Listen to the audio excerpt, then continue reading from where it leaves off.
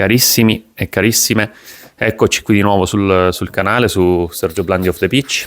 Io sono sempre Sergio Blandi, manager sportivo professionista.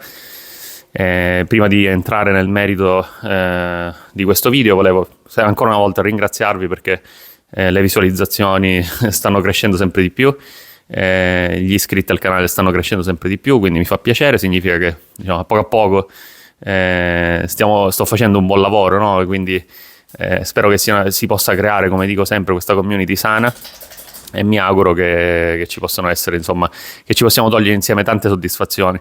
Quindi mi raccomando, continuate a condividere se siete interessati e diffondete il messaggio. Allora, oggi è il post del post Juventus-Inter, quindi è un'analisi, insomma, a mente fredda. Volevo fare un po' di quella che è stata la partita di ieri, in generale quella che è la situazione intorno all'Inter e capire un po' quello che va, quello che non va, e poi alla fine darò le pagelle rapidamente. Allora, secondo me, al solito, no? Ieri ho detto il discorso degli intertristi, ragazzi, purtroppo il tifoso interista è un po' così, è esigente, che è anche giusto, perché comunque l'Inter è una squadra blasonata, perché comunque è una squadra vincente. Però, ragazzi, non ci possiamo lamentare di questo periodo, di quello che questo allenatore sta facendo, di quello che questa squadra sta facendo. È chiaro che ci si aspettava qualcosa di più, per esempio, anche dal mercato. Vi posso dire chiaramente da professionista, da esperto, che non è facile come sembra, perché comunque l'Inter cerca di rispettare quelli che sono i paletti finanziari, cerca di avere un'amministrazione, se così possiamo dire, anche lungimirante sotto certi punti di vista, perché comunque si sta cercando poi di arrivare a un pareggio di bilancio, si sta cercando di costruire, di mettere le basi per un futuro, e poi chiaramente cercare di, puntare poi su nuovi profili, su profili giovani, come abbiamo visto anche con Sušić, con altri giocatori che comunque potrebbero arrivare, profili giovani. Però non dobbiamo dimenticare che quello che è stato fatto, cioè tutta la costruzione che c'è stata dietro questa squadra, è stata fatta con una tattica precisa, cioè è stata quella di prendere parametri zero, giocatori da rivalutare, e in quel caso poi entra in gioco il grande lavoro di Inzaghi, no? In questo senso. Comunque, io vorrei che non cominciassero i processi al solito, no? Alla squadra, all'allenatore, eccetera. Semmai, come in tutti i settori, come in ogni lavoro, in ogni ambito, a fine anno si fanno le valutazioni e non processi. Non si fanno i processi adesso, si fanno valutazioni, si capisce ciò che non è andato, diciamo, in maniera corretta, dove si può sistemare, dove si può intervenire, dopodiché si va a pianificare. Però fare dei processi, attaccare senza senso, giusto perché bisogna sfogare la propria frustrazione, non ha senso e non è tossico, non è salutare. Quindi andiamo con calma, cerchiamo di capire, di prendere le situazioni con calma. Una sconfitta, è chiaro, poi con la Juventus che è chiaramente una rivale, no? Non solamente in termini di scudetto, anche se quest'anno non è partita bene la Juventus, non stava facendo bene, è chiaro che brucia sempre, dà fastidio, però ragazzi bisogna guardare sempre a lungo termine quello che è stata la stagione fino ad ora, perché vi voglio ricordare che anche in altri campionati, squadre che sono più attrezzate dell'Inter dal punto di vista sia di organico ma anche dal punto di vista economico, come potenza economica vera e propria, stanno faticando, faticano pure. Il Manchester City, guardiamo il Manchester City, ragazzi, incredibile. Non può essere la mancanza, ripeto, di un giocatore come Rodri che manda tutto all'aria. Lì è anche un problema di gestione. E allora che cosa facciamo? Cominciamo con i processi? No, ragazzi, non può andare avanti così. Diceva bene Crespo quando giocava, quando è passato al Chelsea e poi ritornava in Italia.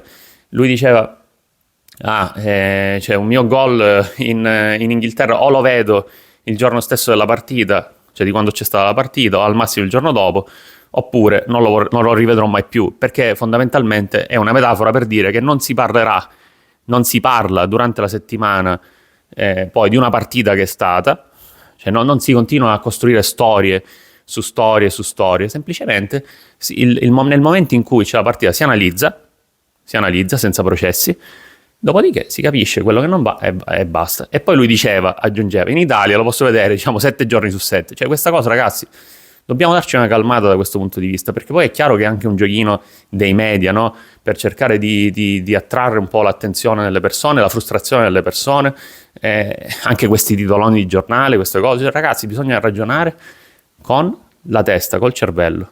Questa sarà, non si possono vincere i campionati, non si vincono sempre con 150 punti di vantaggio, o sono combattuti i campionati, ci sono anche i campionati combattuti, ci sono campionati meno combattuti, ed è logico che sia così, soprattutto quest'anno in Italia, no? Dove c'è il Napoli, che è comunque una squadra attrezzata, con dei giocatori comunque validi, che non ha altre competizioni al di fuori del campionato. È una cosa normale. Cioè, raga, bisogna riflettere, bisogna ragionare su queste cose, non bisogna lasciarsi prendere dalla foga del momento. Poi l'altra cosa comunque è che l'Atalanta chiaramente ne approfitta di questi risultati, perché comunque è chiaro, cioè, l'Inter ha perso, il Napoli ha pareggiato, già comunque questo è successo, la scorsa giornata il Napoli aveva anche pareggiato, quindi l'Atalanta accorcia, anche se tecnicamente, diciamo, recupera solamente un punto, però è adesso a 3 punti dall'Inter a 5 punti dall'Atalanta, dal Napoli. È chiaro che diciamo, rientra nel gioco, anche se non era mai uscita di fatto. L'ultimo, diciamo, punto che volevo analizzare è Taremi. Ragazzi, al solito i tifosi interisti, cioè, devono trovare sempre un capro espiatorio. Prima era Arnautovic, Correa, adesso Taremi. Ragazzi, Taremi non è un brocco. Taremi non è assolutamente un brocco, è un giocatore valido, è un giocatore a cui Inzaghi chiede di legare il gioco, come era un po' Dzeko, con la differenza che Dzeko giocava già in Italia da molti anni rispetto a Taremi. Taremi si deve adattare, si è dovuto adattare, e soprattutto è arrivato una stagione che non è facile. Quindi bisogna calma con i giudizi, aspettiamo. Perché secondo me ieri, io vado un po' un po' controcorrente con quelle che sono state le analisi, onestamente Taremi non ha fatto una brutta partita, a mio parere, e paragonandolo con gli attaccanti, chiaramente, intendo dire, ovviamente poteva fare molto meglio, sì, sicuramente, però paragonandolo con Lautaro, che ha giocato, sì, va bene, si è sbattuto al solito, però ragazzi, quando lì hai un'occasione devi finalizzare, cioè, non giustifica, non voglio entrare nel merito del discorso dell'ingaggio, va bene, si è capita, però ragazzi, là si deve finalizzare, non erano delle chance difficili, erano delle chance pulite. Thuram ieri non era in grado di giocare, quindi onestamente non capisco la scelta, diciamo, in questo senso di Inzaghi, che, ripeto, io lo stimo moltissimo, per me è un grandissimo allenatore, top 3 al momento allenatore, ragazzi, ve lo posso garantire. Però non ho capito un po' questa scelta, onestamente, ieri di far entrare comunque Thuram distrutto, perché secondo me alla fine abbiamo giocato in 10 e mezzo, 10 forse. Comunque, queste sono un po' un attimo le mie riflessioni, perché secondo me io sono così, almeno non voglio fare drammi, mi devo sempre concentrare su analizzare dove sta il problema e cercare di risolverlo. Fare dei drammi non porta mai a delle cose positive. Quindi cerchiamo di darci una calmata, anche noi tifosi interisti, perché non può funzionare così. Adesso passiamo un attimo alle pagelle, giusto velocemente. Sommer direi 6, perché comunque aveva fatto dei buoni interventi precedentemente al gol. Sul gol è incolpevole, perché comunque con Sesao gli arriva praticamente davanti, quindi cioè, è difficile. Tra l'altro passa pure in mezzo alle gambe di Pavard, quindi insomma è difficile poter prendere quel pallone. Poi per quanto riguarda la difesa, Pavard 6, perché non aveva giocato male in realtà, ha sofferto ogni tanto un po' Nico Gonzalez, però insomma è riuscito a limitare, quindi secondo me il 6 alla fine è meritato. Acerbi 5,5 onestamente, perché sul gol di Colomani non riesco a capire come mai è riuscito a fargli fare questa roulette, insomma fino a quel momento devo dire che l'aveva anche un po' limitato, però è stato un po' meno preciso del solito, un po' meno attento del solito, quindi direi 5,5. Probabilmente paga ancora il fatto che comunque è stato infortunato per lungo tempo, insomma ancora si deve recuperare. E poi passiamo a Bastoni, che secondo me è stato il migliore dei 3 in difesa, perché comunque Bastoni aveva giocato bene. Altro errore qui di Inzaghi, che non capisco come mai l'ha sostituito, lui giustamente si è un po' risentito, aveva fatto tante sortite offensive che avevano creato dei problemi alla Juventus, una veramente grande, poi sbaglia la misura del passaggio, e direi 6,5 ragazzi per Bastoni. Dumfries 6,5, anche lui è stato il migliore, diciamo, nella linea dei 5. A centrocampo si è proposto spesso, ha distrutto fondamentalmente Savona nel duello che aveva, no? Quindi con lui sulla fascia destra. È stato, onestamente, se devo fare un appunto, ogni tanto è impreciso per quanto riguarda i cross, cioè è fondamentalmente non, certe volte insomma mette la palla tanto per metterla in mezzo, dovrebbe essere più riflessivo, dovrebbe essere più attento, più preciso nell'ultimo passaggio, perché secondo me ieri poi c'erano pure altre occasioni in cui si poteva fare male alla Juventus, ma lui ha perso o l'attimo oppure il cross era sempre sbagliato, lungo, insomma. Poi passiamo a Barella 6 perché più che altro si vede, ci mette sempre la voglia, la cattiveria che ci tiene, insomma, però chiaramente non è stato il solito Barella, probabilmente è stato anche condizionato da quel pestone di Colomani, no? Su di lui a inizio partita più o meno, però sicuramente anche Barella poteva fare meglio. Akan, nota dolente diciamo in questo momento dell'Inter pure, perché comunque ha giocato molto spento, inesistente fondamentalmente, quindi 5 per lui. Bisogna migliorare, perché se siamo severi con Aslani bisogna essere severi anche con lui, anche con Akan. Mkhitaryan male anche lui, 5,5. Si vede che è fuori forma ragazzi, così come Di Marco, cioè sono fuori forma sia lui che Di Marco.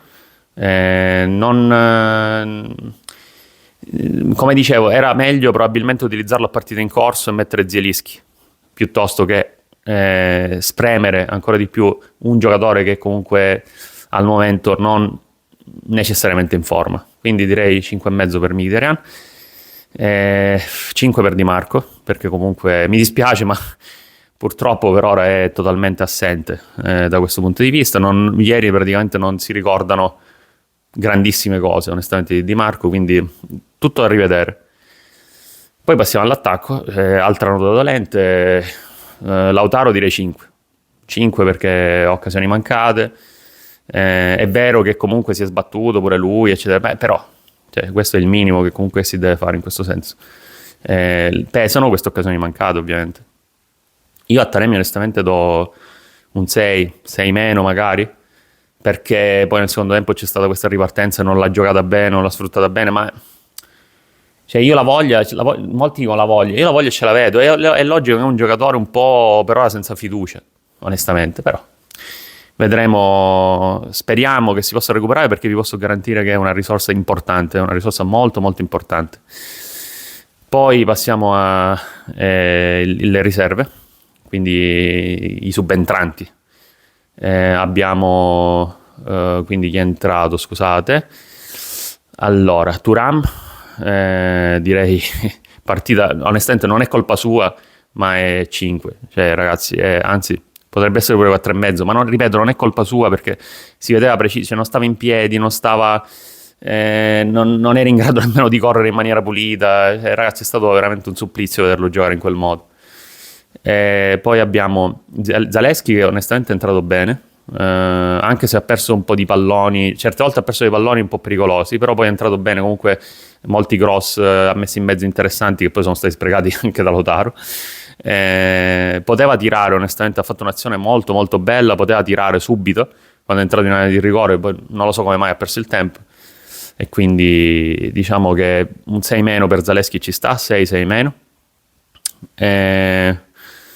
Poi andiamo a Carlos Augusto, anche lui, cioè 5,5 secondo me.